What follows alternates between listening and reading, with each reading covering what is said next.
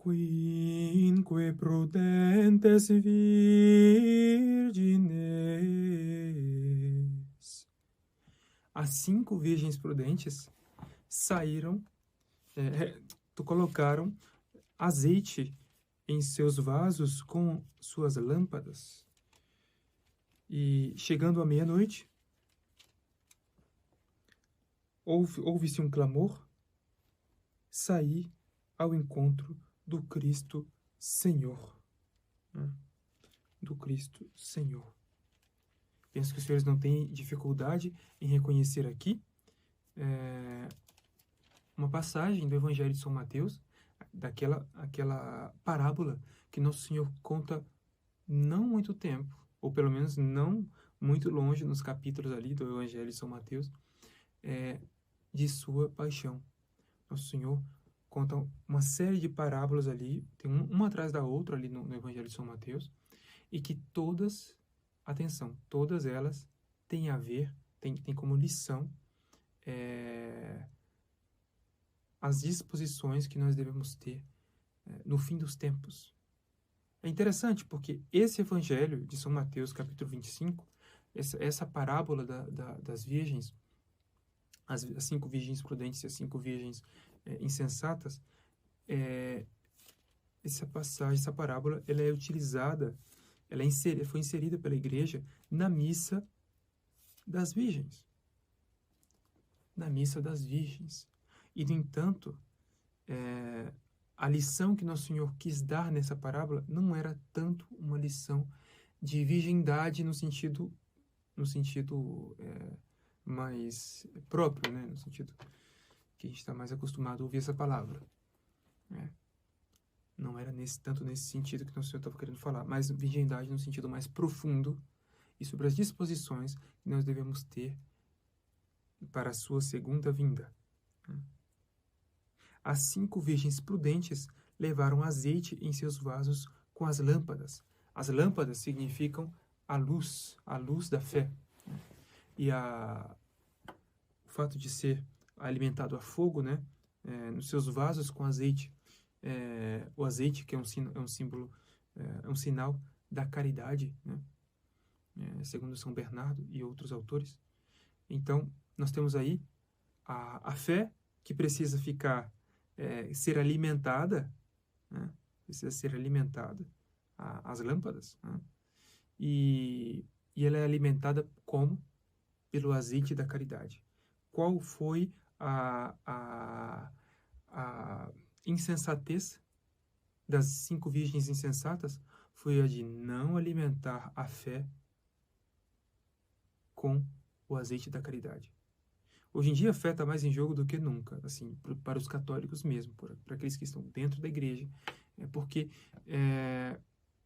se já houve heresias enormes, né, e com grandes e gravíssimas proporções ao longo da história da igreja, nunca nós tivemos erros e heresias que fossem transmitidos de maneira quase que, né, como que, hierarquicamente, né, e oficialmente por autoridades da igreja. Velar pela conservação e preservação da fé de todo e qualquer erro que vá aparecendo hoje em dia é um dever e é um trabalho, um cuidado que nós devemos ter a cada dia, com cada coisa que a gente lê, com influências que nós sofremos, né, que nos afetam, né, de pessoas que conhecemos, de novas amizades, etc., de livros que nós lemos, de vídeos que nós assistimos, de palestras, de conferências. Zelar é mais do que nunca necessário que nós zelemos pela preservação, pela conservação e preservação da nossa fé. Assim como as virgens deviam zelar para que a lâmpada continuasse acesa, a fim de que elas pudessem entrar com o esposo nas núpcias, né? Então, a insensatez das virgens insensatas foi a de não zelar para que a lâmpada delas não apagasse. E quem é que zela para que nossa lâmpada da nossa fé não se apague? É a caridade. A caridade, a fé, ela adere às verdades reveladas. A caridade é a caridade que incumbirá, né, de velar, né, de cuidar, de trabalhar, de ter essa preocupação e esses cuidados para que a fé seja mantida acesa, para que a luz da fé seja mantida acesa na alma. Se a luz da fé for mantida acesa na alma, quando o esposo vier, nós poderemos entrar com ele nas núpcias do Cordeiro imolado com a sua esposa, a igreja. Né? E o canto gregoriano é uma das coisas, é um dos meios, digamos assim, de mais eficazes para conservar a fé. Contemplar o objeto da fé, as verdades reveladas, contemplá-las, aderir a elas com nossa inteligência e nossa vontade, amá-las e depois cantá-las, cantar as verdades da fé. Tá aí, um grande ideal para um músico sagrado. Eu quero que o meu canto seja um canto da fé. Eu quero cantar as verdades da fé. Eu quero que o meu canto seja ele mesmo um testemunho da fé católica. Eu quero que o meu canto seja ele mesmo um ato de fé. As 5 virgens prudentes levaram azeite nos seus vasos com as suas lâmpadas, com as lâmpadas. E à meia-noite ouviu-se um clamor. Eis que chega o esposo. Saí ao encontro de Cristo, nosso Senhor. Então, quem quiser conhecer essa belíssima antífona de comunhão, Quinque Prudentes Virgines, as 5 virgens prudentes, que é toda ela tirada do Evangelho de São Mateus, capítulo 25, versículos 4 e 6, né? 4 e 6. Eu vou agora apresentar aos senhores essa antífona, essa bela antífona, né? E nos faz pensar, inclusive, em Santa Gertrude, sem dúvida, mas em Santa Cecília, que quis me referir, cuja festa se celebrará em breve, porque uma das coisas que mais brilhou em Santa Cecília, muito mais do que o fato de ela ser uma alma extremamente musical, né? De ela cantar e ter cantado ali no auge do seu martírio, né? De ela realmente viver ali os salmos, né? Os salmos na vida espiritual de Santa Cecília, como na vida espiritual dos primeiros cristãos, né? Dos primeiros séculos. Os salmos era o livro de oração, né? O livro de espiritualidade, o livro de oração, o livro para se aprender a rezar, né? Então, Santa Cecília vivia os salmos, e os salmos estavam inseridos na sua linguagem, na linguagem da sua oração e dos seus tratos, dos seus colóquios com Deus, né? Mas mais do que isso, uma das coisas que mais brilhava em Santa Cecília era o seu zelo em guardar a virgindade da sua fé.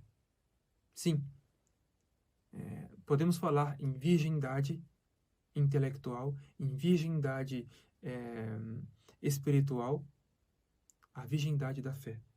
No Apocalipse, inclusive, está dito em algum lugar, não preparei veio agora essa ideia, essa memória do Apocalipse, mas em algum lugar, né, quando se fala dos bem-aventurados, né, daqueles que foram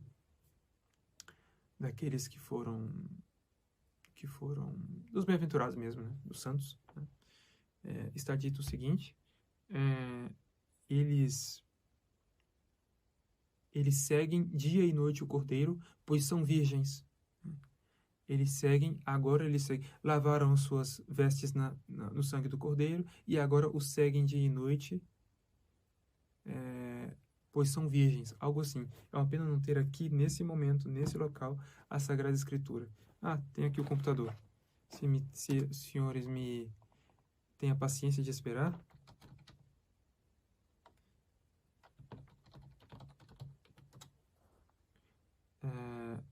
Quia virgines sunt. Quia virgines sunt. Vamos ver se encontra.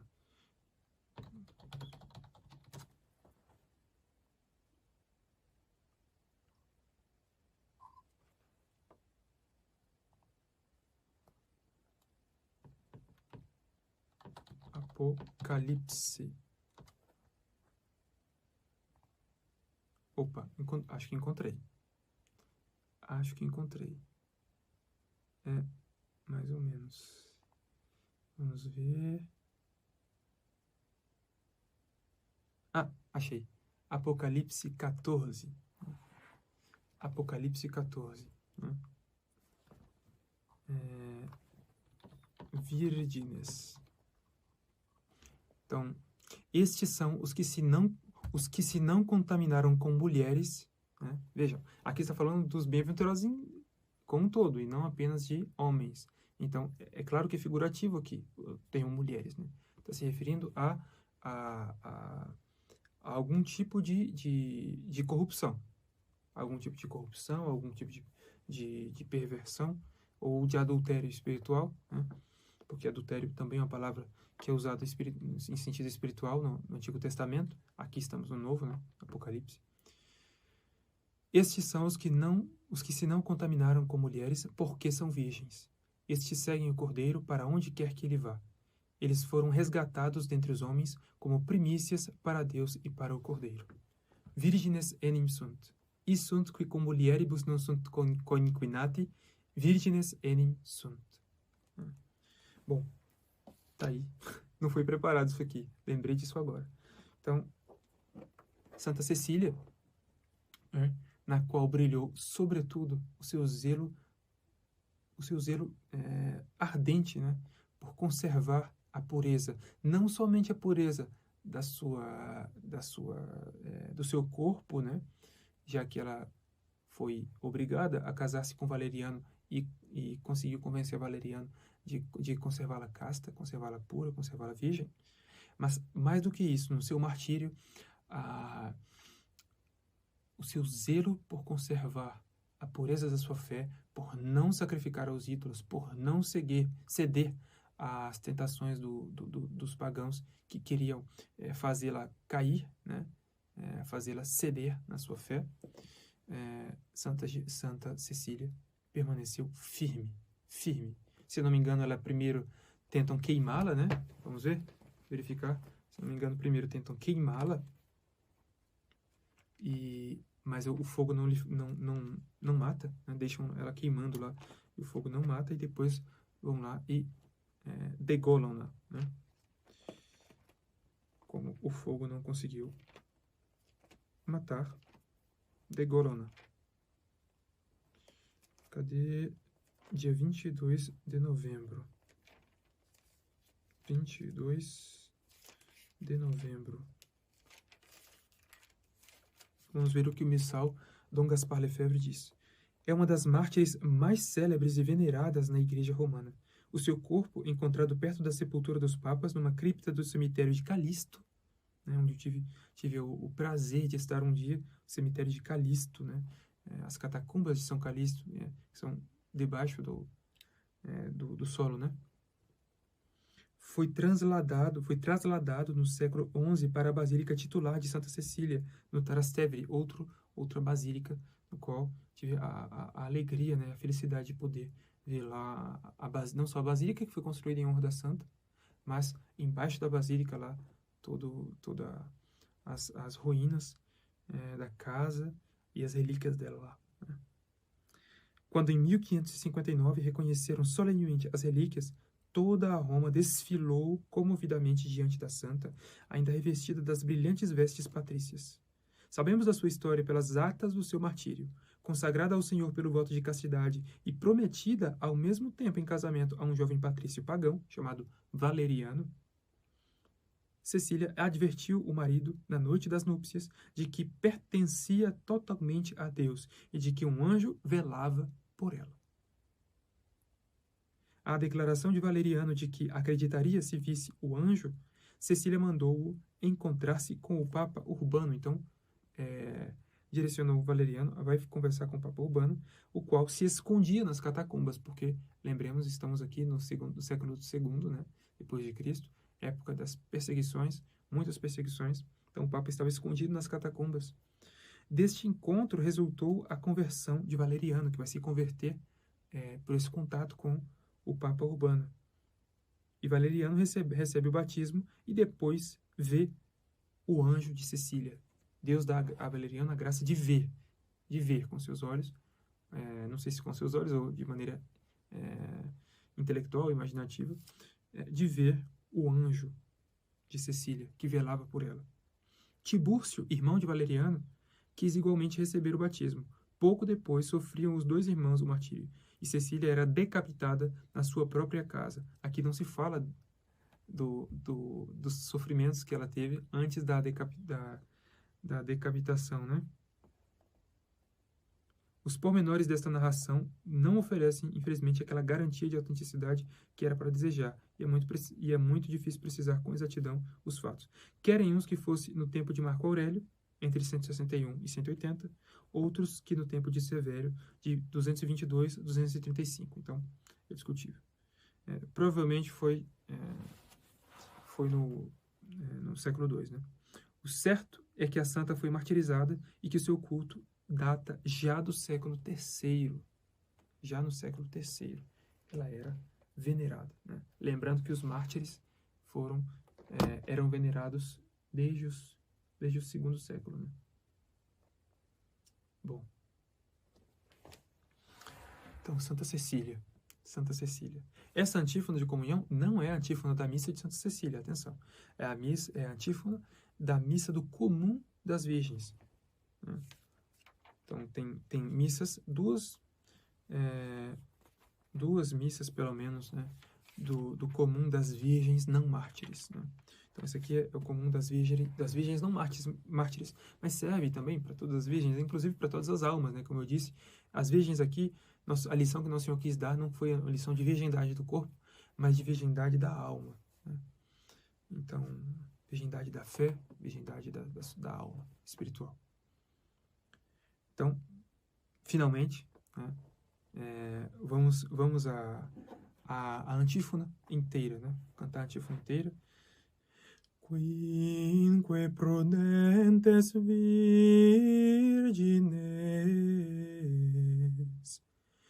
acceperunt oleum in vasis suis cum lampadibus